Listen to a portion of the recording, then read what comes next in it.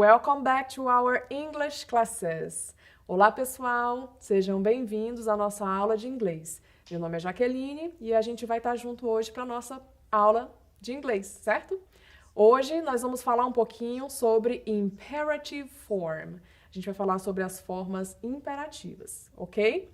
Mas antes de nós falarmos um pouco sobre o imperativo, eu gostaria de revisar com vocês o conteúdo da aula anterior.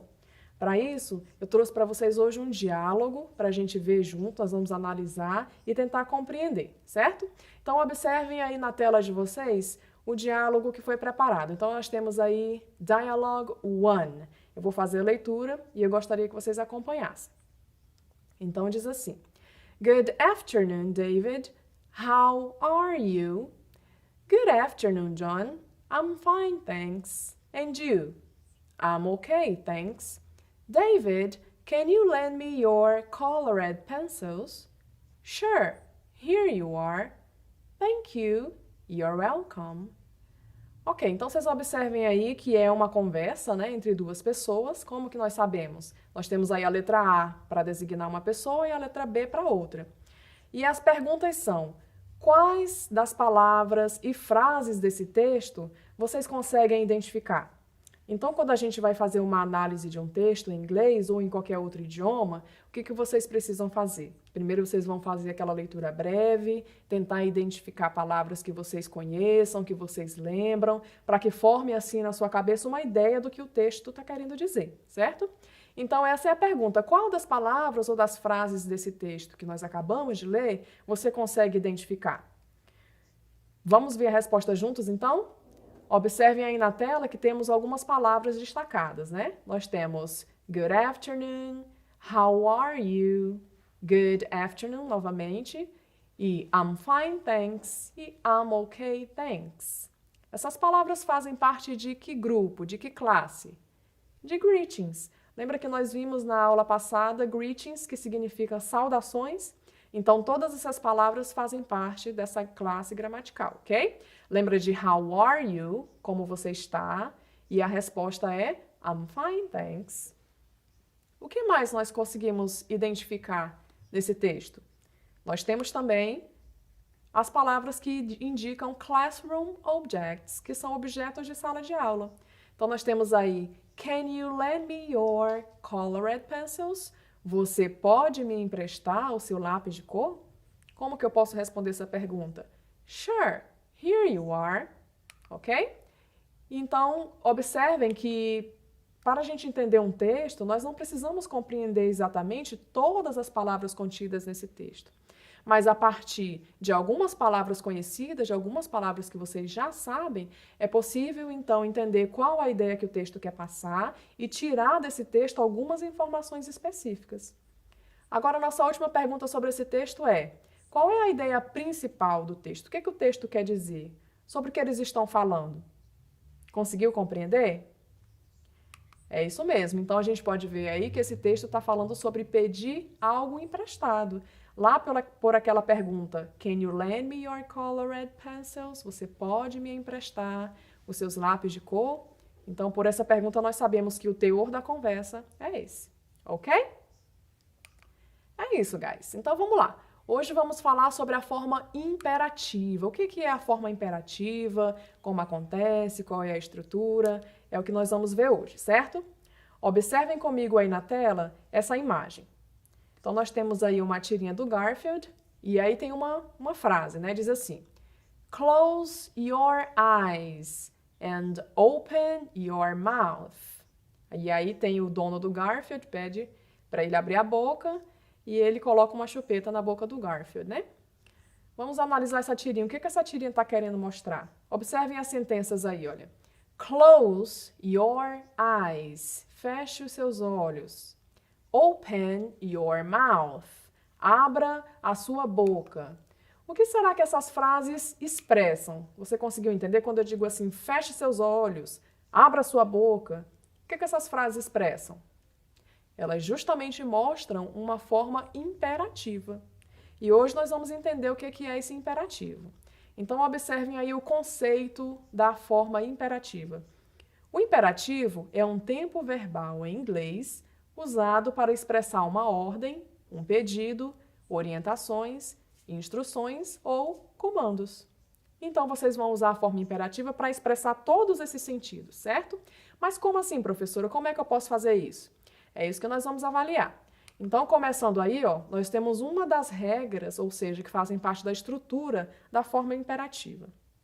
Na forma imperativa, nós não usamos o to. A gente vai usar o verbo na forma infinitiva. O que é um verbo na forma infinitiva? Comer, amar, beber, são verbos na forma base, certo? Em inglês, esses verbos na forma base vêm sempre acompanhado do to. Porém, no imperativo, vocês não vão usar o to. Então, vocês podem observar na tela aí. Nós tínhamos o to open, que é o verbo na forma infinitiva, e ele vai virar open. E aí ele vai ficar na nossa forma imperativa, ok? Aí a gente tem um exemplo dessa forma imperativa sem o to, que é justamente o exemplo da tirinha que acabamos de ver. Então, para expressar ordem ou pedido, nós temos o exemplo aí. Close your eyes. Feche os seus olhos. É uma ordem ou pode ser um pedido dependendo da entonação, né? Open your mouth. Ou abra a sua boca. Vocês observaram aí que tanto o verbo close quanto o verbo open não estão acompanhados do to? Por isso é uma forma imperativa, ok? Próximo, vamos ver também como que a gente pode usar a forma imperativa para dar orientação. Então, nós temos duas frases que indicam orientação. A primeira, turn right. Turn right significa vire à direita. É uma orientação, né? Quando você vai dirigir, está no trânsito, ou enfim, vire à direita é uma orientação. Outra orientação, wear a face mask. Use uma máscara. Agora, na época de Covid, é uma orientação muito importante. Então, também usamos a forma imperativa quando queremos dar esse tipo de orientação. Onde mais podemos usar a forma imperativa?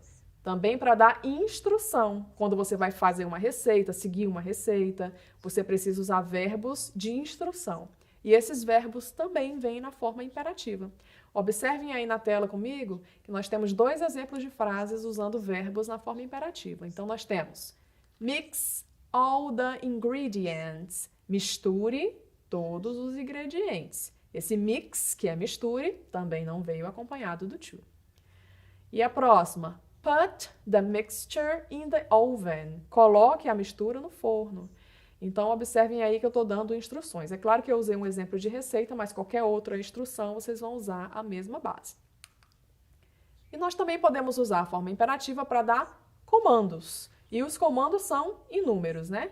Dois dos mais comuns que nós usamos em sala de aula é sit down, que significa sente-se, ou stand up, levante-se. Claro, né, meninos? Tranquilo. Então, agora vocês podem estar se perguntando, ok, mas todos esses comandos, instruções estão na forma positiva, né? Sente-se, levante-se, misture. Mas como que eu posso usar uma forma negativa, um comando negativo? É bem simples. Eu coloquei aí para vocês na tela um exemplo desses comandos na forma negativa. Como que eles são formados? Antes da frase, no começo da frase, vocês vão colocar do not. Ou a forma contraída de do not, que é don't. Esse é a palavra que nós usamos antes do verbo para deixar essa frase negativa. Então, observem o exemplo aí. Don't turn on the TV. Não ligue a TV. Lembre-se que esse don't pode ser usado também como do not. Os dois é a mesma coisa, não faz diferença, ok? Abaixo nós temos um outro exemplo. Do not smoke here. Não fume aqui. E para transformar essas frases em positivas, você vai só tirar o don't e ela vai ficar positiva, certo? Então a forma negativa é bem tranquila, bem facinho. Compreendido, galera? Então agora é hora de praticar. Let's practice. It's activity time. Vamos praticar porque é hora da atividade. Eu preparei para vocês aí 3 questões, bem tranquila, bem fácil, para vocês relembrarem aí esse conteúdo que nós acabamos de ver, certo? Na primeira questão, vocês têm que usar as informações dadas nas frases para formar essas frases ou transformar essas frases em imperativo. Então, observem comigo aí. Na letra A, nós temos o verbo to study, que significa estudar. E o complemento que é for the test, para o teste. Como que essa frase vai ficar na forma imperativa? Lembra das regras que nós acabamos de ver? É isso que vocês têm que lembrar na hora de construir essa frase, certo? Letra B, to buy, que é o verbo comprar, e o complemento an English dictionary, um dicionário em inglês. Como que essa frase também vai ficar na forma imperativa? Nós vamos ver. E a letra C, to close, que significa fechar, e the door, a porta. Bom, então o desafio é, coloque essas frases na forma imperativa. Vamos ver a resposta juntos? Então nós temos aí, ó, to study for the test, na forma imperativa fica study for the test. Lembrem-se que na forma imperativa nós não usamos o to do infinitivo, né? Então é só você retirar o to e tá tudo tranquilo. Letra B, to buy an English dictionary fica buy an English dictionary. Seria compre um dicionário em inglês. E na letra C, close the door, feche a porta, ok? Espero que vocês tenham acertado. Vamos para a atividade 2? Agora aquelas frases que nós acabamos de transformar em frases positivas, né, transformar em frases imperativas, agora vocês vão transformá-las em negativas. Então nós temos as 3 mesmas frases aí, ó. Study for the test, buy an English dictionary and close the door. Como ficam essas frases na forma negativa? Lembra que tem só uma palavrinha que você tem que colocar na frente da frase? É ela mesma. Vamos lá ver a resposta juntos? Então, na letra A, nós tínhamos study for the test, é um imperativo positivo, estude para o teste. E na forma negativa, don't study for the test, não estude para o teste. Brincadeira, hein, pessoal? É para estudar. Letra B, buy an English dictionary, don't buy an English dictionary. E na letra C, close the door, don't close the door. É fácil, né, pessoal? É tranquilo. Então, na forma negativa, é apenas colocar o do na frente e tá tudo certo. Na terceira questão, na verdade, é um desafio para vocês, é uma pesquisa. Que outros tipos de comando nós usamos em sala de aula? Como esses comandos são ditos em inglês? Então, no nosso dia a dia, na sala de aula, existem aí inúmeros comandos que nós usamos, tanto com relação ao professor-aluno, quanto aluno-professor.